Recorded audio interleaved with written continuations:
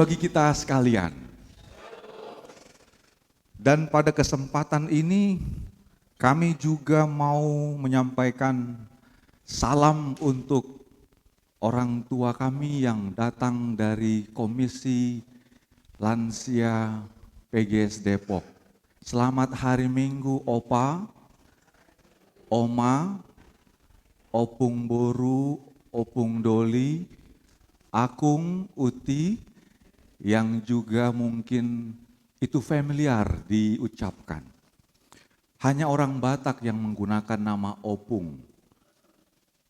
Tapi kalau untuk laki-laki disebut Opung Doli. Untuk perempuan Opung Boru.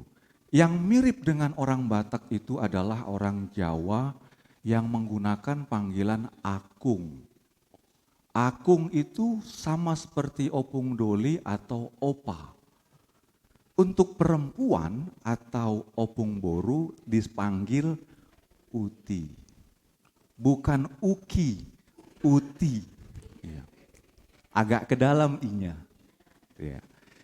Kami mengucapkan selamat datang dan selamat beribadah. Dan kami bersyukur untuk persembahan pujian yang telah diberikan. Bapak Ibu, apa yang menarik dari orang tua kita, Opa, Oma, Opung, dan Akung Uti kita ini? Coba lihat, apa yang menarik dari mereka?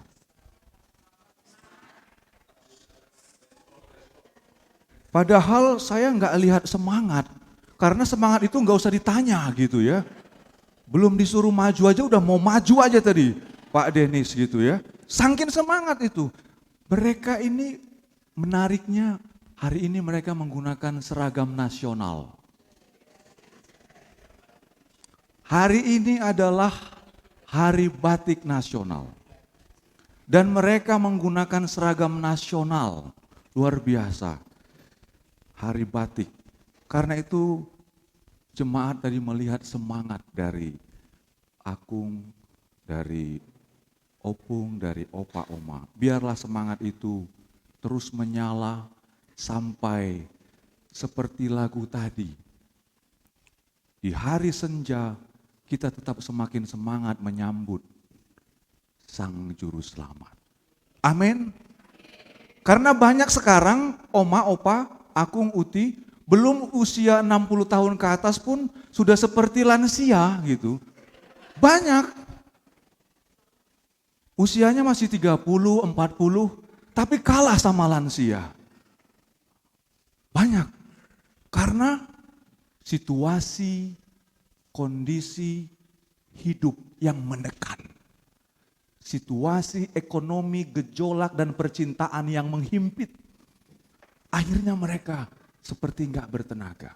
Karena itulah Bapak Ibu, kita dituntun dalam minggu ke-16 setelah Trinitatis ini, tidak berkesudahan kasih setia Tuhan.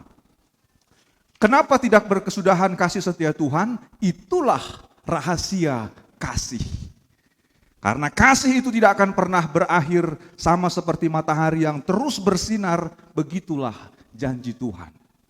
Dan ini akan kita renungkan dari kitab Ratapan, kitab Perjanjian Lama yang sering sekali dilupakan oleh banyak orang karena dianggap kitab ini bukan kitab yang penting untuk dimengerti dan diimani. Mari kita buka kitab Ratapan. Pasal yang ketiga dimulai dari ayat yang ke-19 hingga ayat yang ke-26. Supaya kita juga bersemangat seperti Bapak Ibu lansia, kami mau mengajak kita juga membacanya secara bergantian atau responsoria. Kami mulai dari ayat yang ke-19, Bapak Ibu saudara-saudara yang terkasih, demikian juga jemaat yang di rumah, yang beribadah secara online pun kami ajak untuk bersama-sama membaca firman Tuhan ini.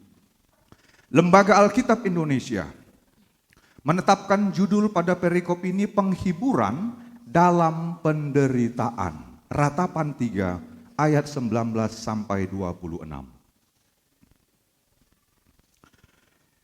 Ingatlah akan sengsaraku dan pengembaraanku, akan ipuh dan racun itu.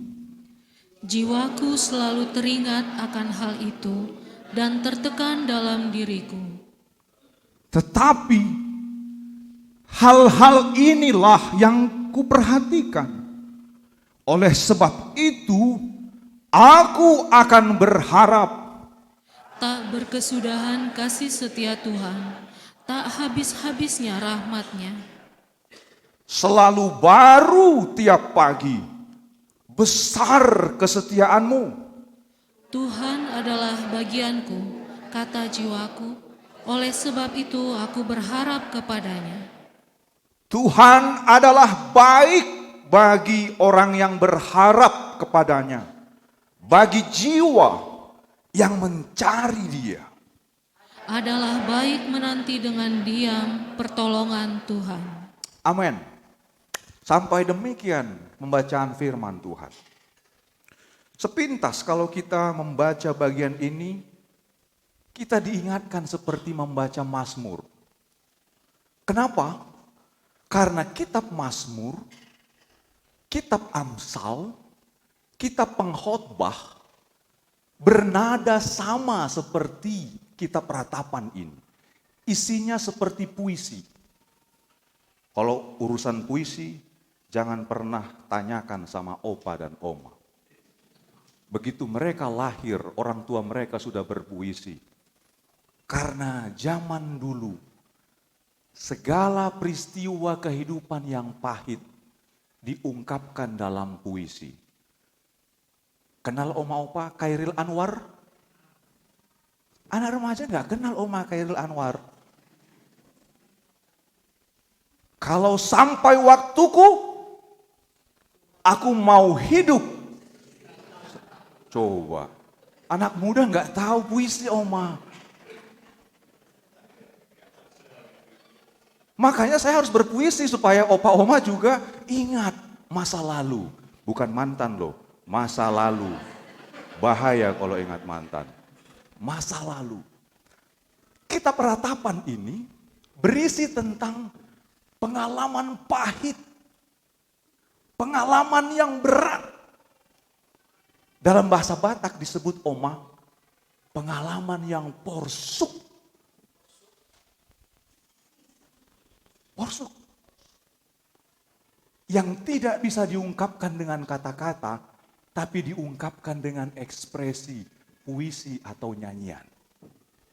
Karena itu disebutlah nama kitabnya Ratapan. Meratap. Kenapa harus meratap? Kenapa harus menangis? Dengan hati yang tersayat-sayat. Karena ada peristiwa yang melatar belakanginya. Apa peristiwanya? Peristiwanya adalah ini karena situasi yang tidak bisa membuat mereka berbuat apa-apa lagi. Bayangkan oma, orang Israel, rumah yang pertama itu bait Allah. Rumah yang kedua, rumah mereka. Beda dengan orang Indonesia. Rumah pertamanya, rumah sendiri. Rumah kedua, baru rumah Tuhan. Orang Israel tidak begitu. Rumah pertamanya adalah rumah Tuhan. Makanya pemazmur bilang, lebih baik aku 1 hari di pelataran rumahmu daripada 1000 hari di tempat lain. Rumah yang utama itu adalah rumah Tuhan. Tapi bayangkan oma, bayangkan Bapak Ibu, rumah mereka yang utama itu dihancurkan oleh bangsa Babel. Hancur berkeping-keping hidup mereka. Para pemimpin agama ditangkap. Orang-orang pintar ditangkap. Yang tinggal orang miskin, para petani disiksa ditinggalkan di Yerusalem. Mereka ditawan, dibuang ke Babel. Bait Allah dihancurkan.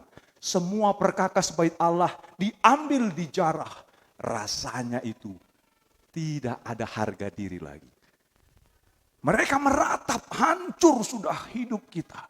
Hancur sudah pengharapan kita. Hancur sudah. Tidak ada lagi jaminan untuk bertahan. Bayangkan situasi itu. Karena itu kitab ini bukan sembarang kitab. Kalau kita perhatikan, hanya 5 pasal yang terungkap dalam kitab Ratapan ini. Pasal yang pertama, itu berisi tentang keruntuhan dan kesunyian Yerusalem. Bayangkan sunyi Yerusalem. Tidak ada apa-apa kecuali reruntuhan. Pasal yang kedua, diungkapkan bagaimana murka Allah terhadap Sion. Sion itu maksudnya Yerusalem. Yang ketiga, dijelaskan penghiburan dalam penderitaan. Yang keempat, sengsara Sion yang dahsyat. Yang kelima, doa untuk pemulihan. Jadi, bagian pasal yang kita baca ini berisi tentang penghiburan dalam penderitaan. Persoalannya, banyakkah orang yang mau dihibur ketika dia menderita? Banyakkah orang yang mau dihibur ketika dia dalam situasi kondisi yang porsuk? Tidak banyak. Allah, kamu kan gak bisa merasakan yang saya rasakan. Untuk apa kamu menghibur saya? Banyak orang seperti itu. Kenapa? Karena mereka sudah hancur hatinya. Kalau tubuh yang hancur masih mending. Kalau hati sudah hancur, rasanya tidak ada lagi yang bisa diandalkan. Karena itu Bapak Ibu, Oma, Opa, Opung, firman Tuhan ini mau mengajak kita di dalam situasi yang berat hingga pada masa sekarang ini juga.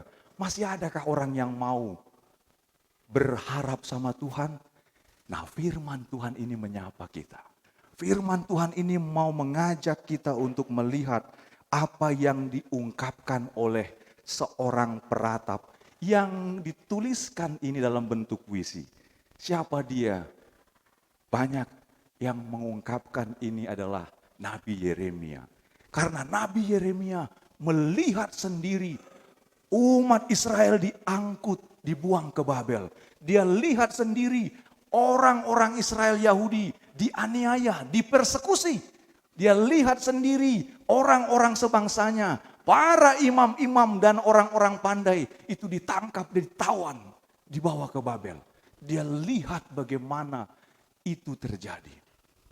Dia saksi. Makanya dia meratap untuk semua itu. Tetapi kita mau tahu bagaimana ini diungkapkan oleh seorang peratap yang beriman. Mari kita lihat ayat ke-19 sampai 20.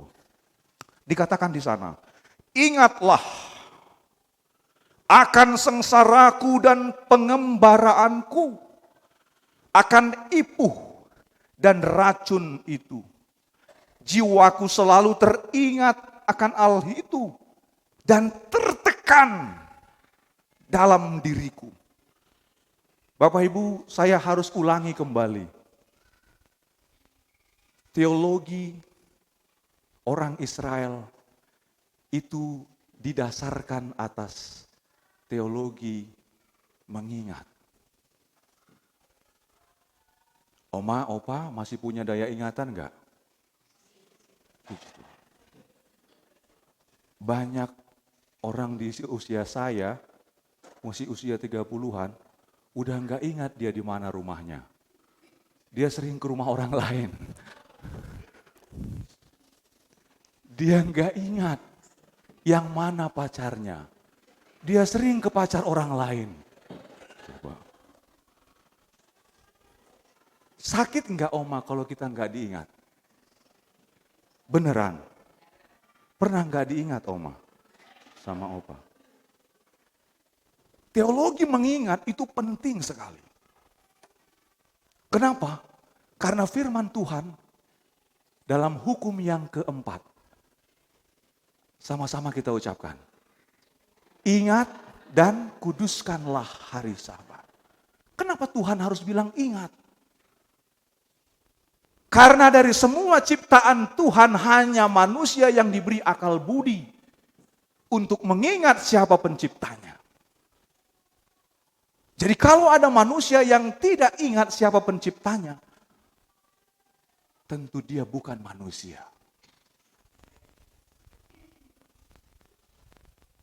Karena itu, peratap ini Nabi Yeremia bilang, ingatlah aku Tuhan. Bayangkan dia ungkapkan bagaimana apa yang dirasakan dalam hatinya. Akan ipuh, tahu ipuh? Ipuh itu sejenis tumbuhan yang pahit. Dan ini zaman dahulu orang-orang Dayak di Kalimantan, saya lihat ini diambil kemudian getahnya itu digosok-gosok ke mata panah atau tombak, baru kemudian dipakai untuk berburu babi atau hewan-hewan yang lain. Jadi ini beracun dan pahit. Pahitnya ini bisa mematikan. Bayangkan, Nabi mengungkapkan kepahitan hidupnya itu yang membuat dia seperti mau mati rasanya. Dan dia bilang ipuh dan racun itu. Dia sadar siapa dirinya, aku Tuhan orang yang tidak lagi punya kekuatan. Hidupku ini penuh dengan penderitaan yang begitu berat seperti mau mati rasanya. Itu ayat 20, ayat 19 sampai 20. Pemazmur memperlihatkan dirinya kepada Tuhan yang penuh dengan dosa. Karena itu kita belajar dari peratap ini, bagaimana dia menyadari dan memperkenalkan dirinya di hadapan Tuhan. Berbeda dong dengan kita. Kita sering sekali kadang-kadang merasa kita ini gak punya beban, gak punya pergumulan, gak punya persoalan. Datang kepada Tuhan biasa aja. Tapi ketika ada orang yang punya pergumulan, dia datang ke rumah Tuhan, itu pasti berbeda.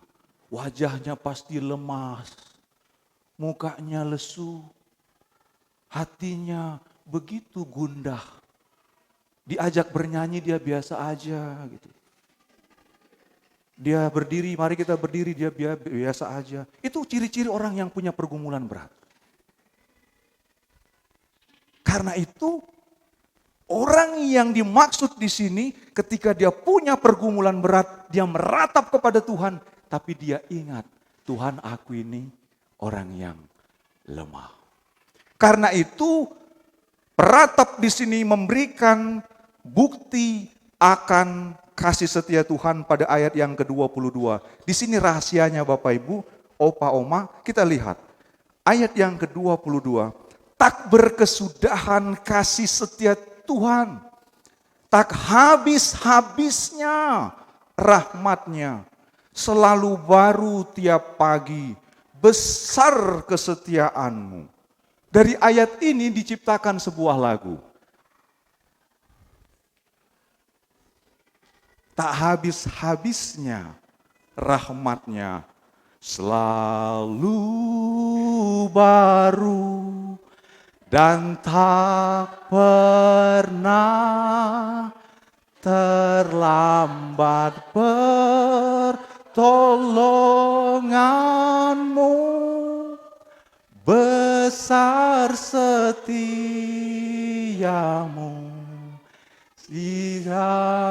sepanjang hidupku. Itu diambil dari ratapan ini.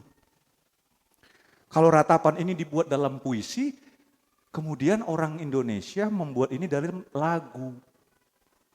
Jadi cara setiap orang mengubah pergumulan, mengubah penderitaan, mengubah persoalan bermacam-macam.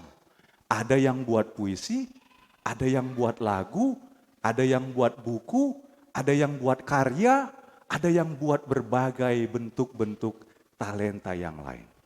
Nah di sini seorang nabi membuat puisi tentang bagaimana kasih setia Tuhan. Kata yang dipakai di sini adalah hesed. Kasih setia itu dalam bahasa Ibrani disebut hesed. Tahu hesed, Oma?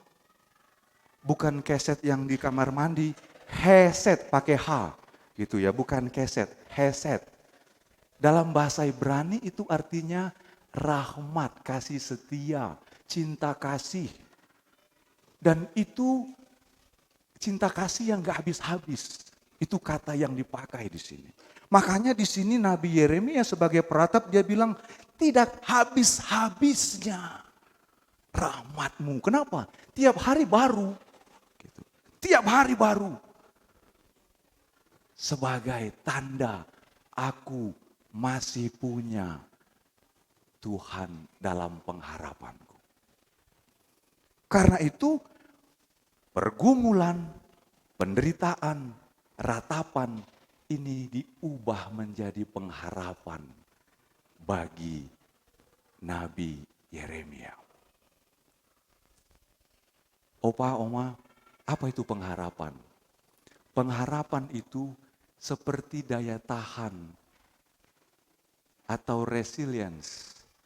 Ini bisa kita gambarkan seperti rumah kayu. Hari Sabtu ya Amang Nomal, hari apa ya kemarin? Gempa, Sabtu dini hari jam 3.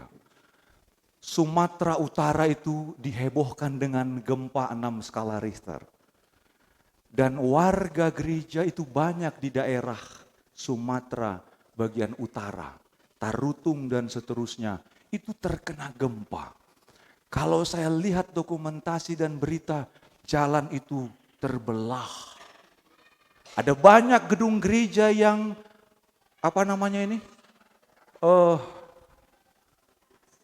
plafon itu amblas. Bersyukurnya apa? Bersyukurnya itu terjadi Sabtu dini hari. Coba terjadi gempa pada saat hari Minggu. Saya nggak bisa bayangkan. Sehingga jam 3 subuh ada banyak orang yang di kota Tarutung itu dan sekitarnya keluar dari rumah. Mereka ketakutan. Kenapa? Rumahnya retak. Banyak yang juga rubuh. Kenapa? Karena tidak tahan menghadapi goncangan. Tapi ada rumah warga yang terbuat dari kayu. Rumah kayu ini dia lebih punya daya tahan kalau ada goncangan. Rumah kayu itu sama juga seperti rumah-rumah yang ada di Kalimantan. Orang Kalimantan bangun rumah pasti dengan kayu ulin yang tidak busuk. Itu dibangun dan kalau ada angin kencang, dia nggak roboh. Kalau ada gempa juga, kalau ada ambruk tanah yang ada di Kalimantan itu sering terjadi patahan. Itu juga nggak membuat rumah itu roboh. Kira-kira begitulah pengharapan. Adapun hantaman dan goncangan, dia kadang mengalami kesulitan tapi dia punya daya tahan untuk bertahan. Itulah pengharapan. Jadi kalau ada pergumulan, ada pun tantangan, ada pun penderitaan, ini harus diubah menjadi pengharapan. Bapak Ibu, di hari yang sama, seorang pendeta baru saja bersyukur malam hari dia mempublikasikan di grup pendeta dan di sosial media, anaknya telah lahir seorang laki-laki pada malam harinya. Kemudian harus meninggal beberapa jam kemudian. Bagaimana perasaan si Pak Pendeta tersebut? Tentu dia menangis karena anaknya yang sudah lahir itu meninggal hanya sempat beberapa jam saja bersama-sama dengan mereka. Sudah meninggal jam 3 dini hari, gempa bumi terjadi dan membuat kacau kehidupan masyarakat yang ada di sana. Bagaimana mereka menghadapi situasi yang sulit dengan pengharapan? Sekali lagi, firman Tuhan mengingatkan semua orang percaya. Di seluruh dunia ini tidak ada orang yang tidak mengalami penderitaan. Di sepanjang hidup ini tidak ada orang yang tidak akan mengalami pergumulan. Semua orang pasti akan menghadapi pergumulan. Tapi bagaimana mengubah pergumulan menjadi kekuatan dan pengharapan? Ini pesan dari kitab Ratapan. Dia berkata kepada Tuhan, tetapi kasih setiamu selalu baru setiap pagi. Besar kesetiaanmu. Dan ini juga yang pernah disaksikan oleh banyak orang-orang percaya. Pergumulannya diungkapkan dalam puji-pujian. Bang Jos, saya mau ajak kita menyanyikan lagu PKJ nomor 232.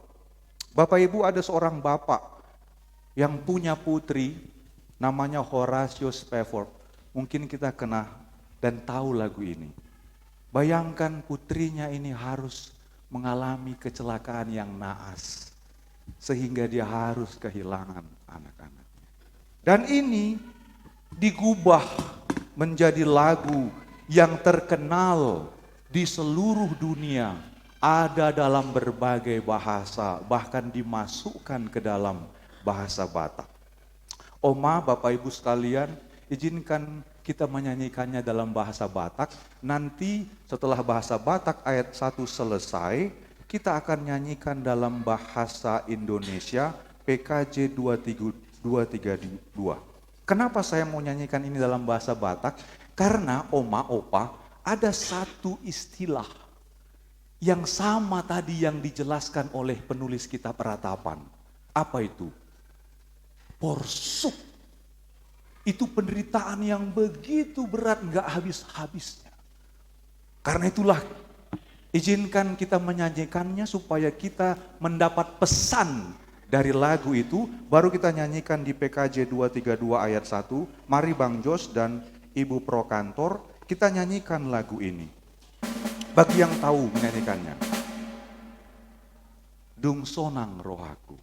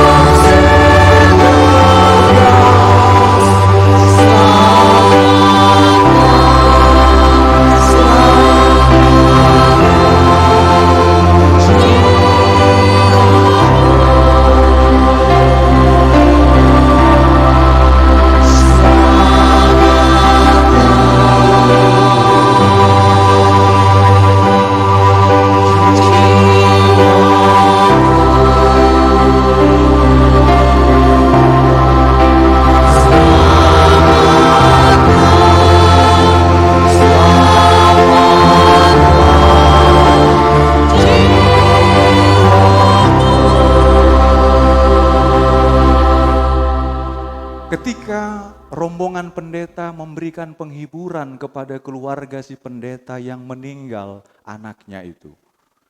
Mereka harus juga dalam situasi panik menghadapi gempa. Saya lihat potongan video, mereka menyanyikan lagu ini. Orang yang meninggal anaknya, tentu hatinya hancur. Tapi dia mampu bernyanyi, dia bilang, dan walau derita penuh, natape porsuk hutaon, tapi aku bahagia, aku melihat kasih setia Tuhan. Karena itulah tema minggu ini, luar biasa, tidak berkesudahan kasih setia Tuhan. Bapak Ibu, apapun pergumulan, apapun tantangan, apapun yang kita hadapi, jangan bawa sendiri pergumulan itu. Ubah itu dalam nyanyian, pujian kepada Tuhan. Maka itu menjadi kekuatan, pengharapan yang menopang kita seperti firman Tuhan ini. Amin, kita berdoa. Kami bersyukur Tuhan untuk firman-Mu yang mengingatkan kami akan segala kelemahan keterbatasan kami. Kami sering sekali Tuhan tidak mengingat mengapa pergumulan itu terjadi, mengapa berbagai tantangan kami hadapi. Bahkan Tuhan, mengapa berbagai kesulitan-kesulitan hidup sering sekali kami alami.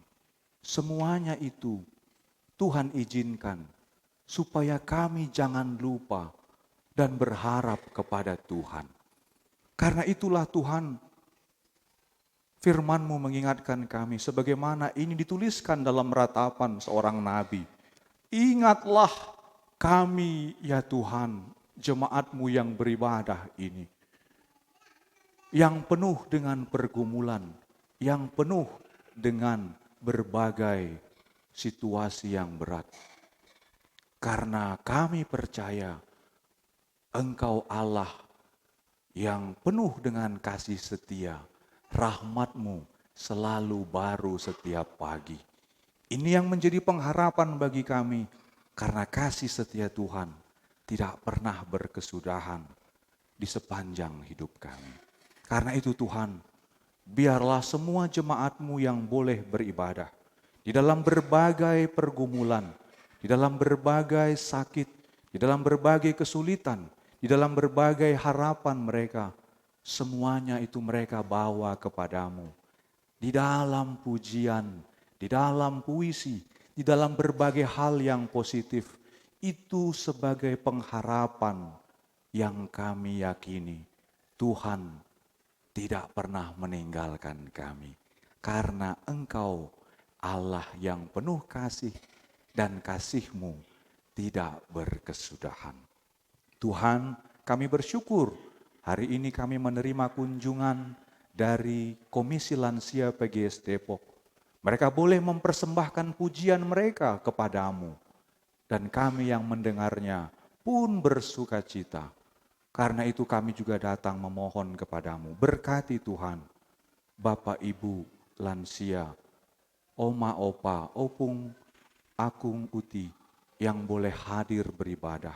Agar di usia mereka yang sudah lansia, penuh sejahtera ini, mereka tetap mengingat Tuhan sampai akhir hidup mereka. Kami berdoa untuk rencana mereka yang akan melaksanakan kegiatan retreat. Tuhan yang memberkati, sehingga dalam retreat tersebut mereka semakin melihat dan mempersaksikan kuasa Tuhan di dalam kehidupan mereka. Tuhan yang cukupkan segala keperluan mereka, karena kami tahu Tuhan selalu punya cara untuk memberkati anak-anak-Mu. Terima kasih Tuhan untuk firman-Mu yang boleh kami dengar. Itulah yang menuntun seluruh jemaat di dalam melanjutkan kegiatan sepanjang minggu ini. Sehingga dimanapun kami berada, kami tetap berpengharapan kepada Tuhan karena kasih setia Tuhan tidak pernah berkesudahan. Di dalam nama Tuhan Yesus Kristus, kami berdoa dan mengucap syukur. Amin.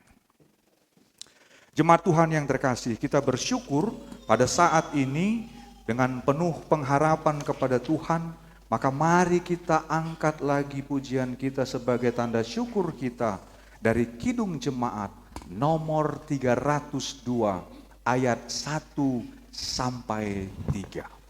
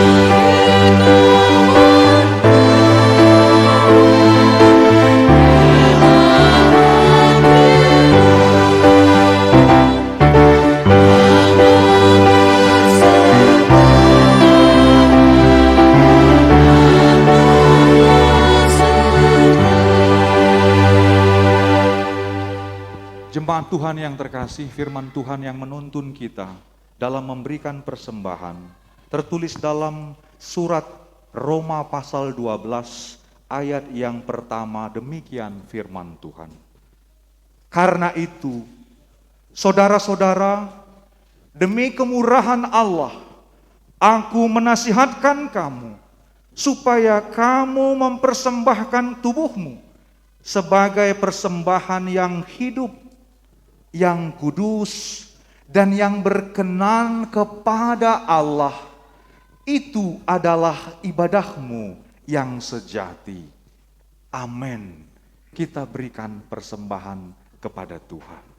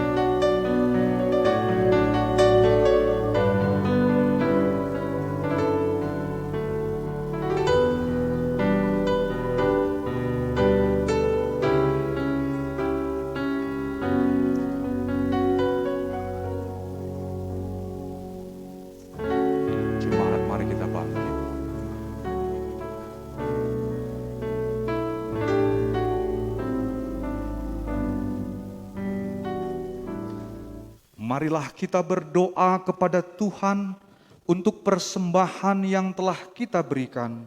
Kita berdoa. Ya Allah Bapa kami yang di surga, kami mengaku dengan setulus hati, Engkaulah sumber segala berkat dan karunia.